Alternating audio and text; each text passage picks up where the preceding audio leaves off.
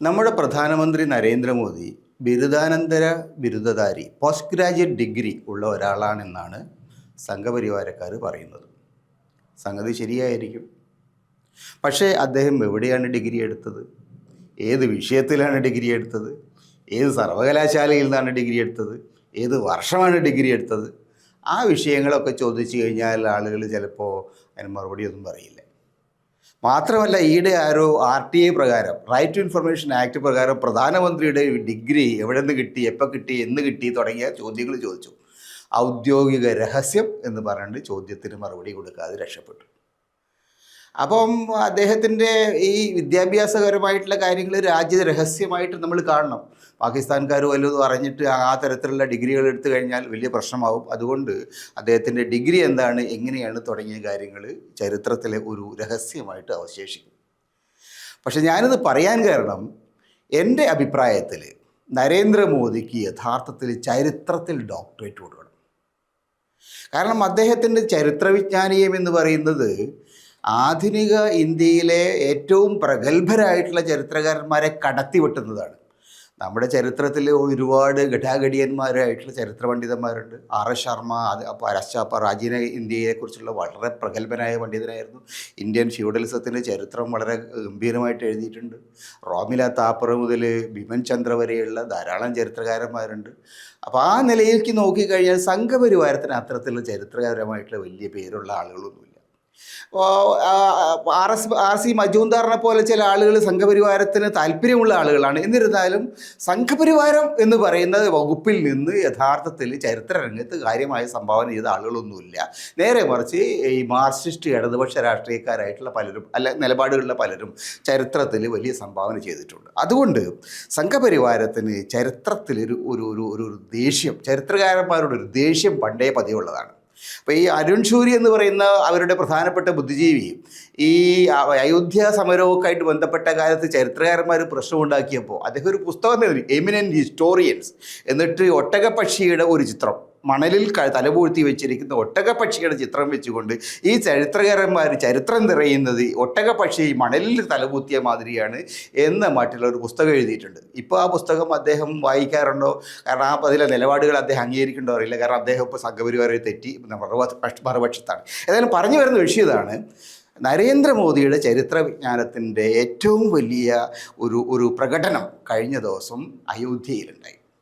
അയോധ്യയിൽ രാമക്ഷേത്രം അവർ നിർമ്മിച്ച സമയത്ത് അത് പണിയൊന്നും പൂർത്തിയാക്കിയതാണ് ഇനാഗുറേറ്റ് ചെയ്ത് അന്ന് നരേന്ദ്രമോദി തന്നെ പൂജാരിയായിട്ടിരുന്നു കൊണ്ട് വലിയ പരിപാടികളൊക്കെ നടത്തി, ഹവനങ്ങളൊക്കെ നടത്തി, വലിയ പൂജകൾ നടത്തി,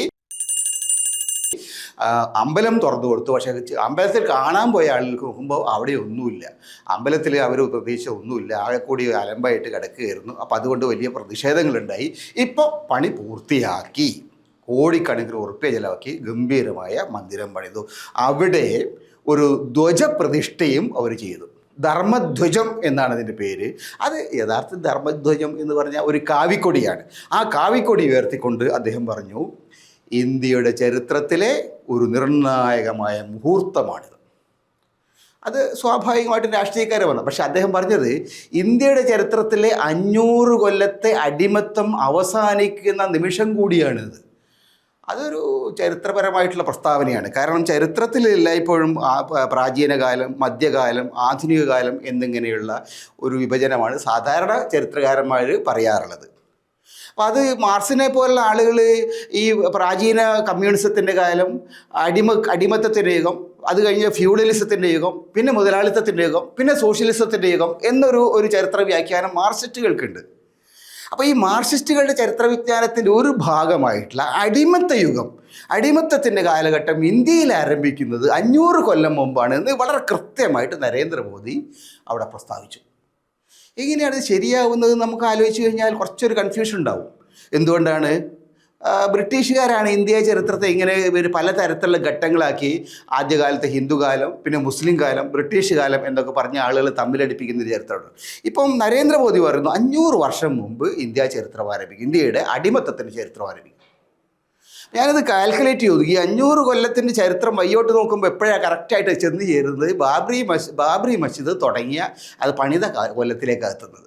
അതായത് ബാബർ എന്ന് പറയുന്ന രാജാവ് ചക്രവർത്തി ഇന്ത്യയിൽ ഭരണം തുടങ്ങിയ കാലത്താണ് ഈ ബാബറി മസ്ജിദ് അവിടെ പണിയുന്നത്.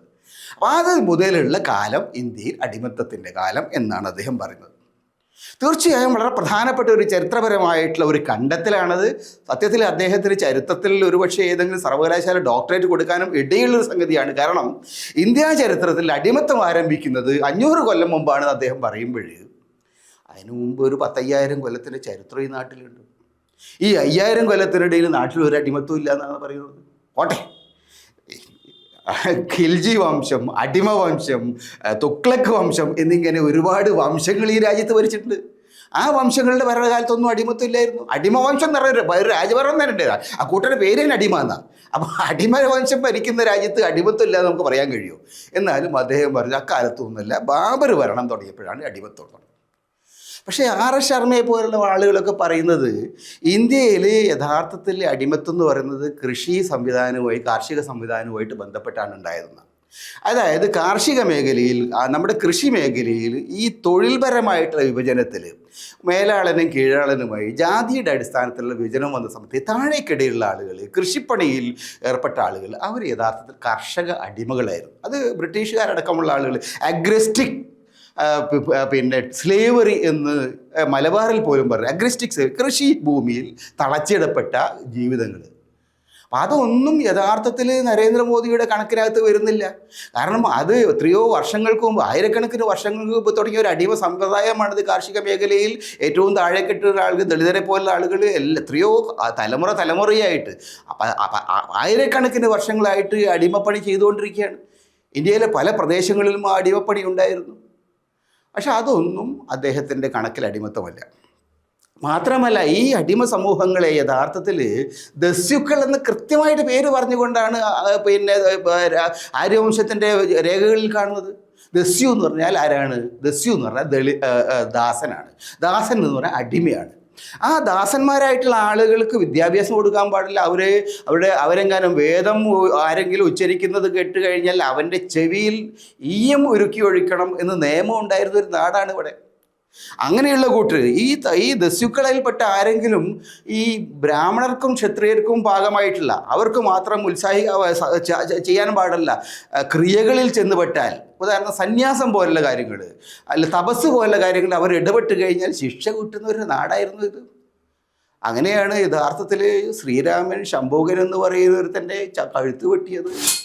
ശംഭൂകൻ വേറെ ഒരു കുഴപ്പം ചെയ്തിട്ടില്ല. അദ്ദേഹം തപസ്സിരുന്നപ്പം മറ്റുള്ള വലിയ സന്യാസിമാരൊക്കെ പറഞ്ഞു ഇയാൾ തപസ്സിരിക്കുന്നത് ശരിയല്ല, ആള് താഴേക്കടയാണ്, അതുകൊണ്ട് കട്ട് ചെയ്യണം. അങ്ങനെ രാമൻ പോയിട്ട് കട്ട് ചെയ്തു എന്നാണ് രാമായണത്തിലുള്ളത്.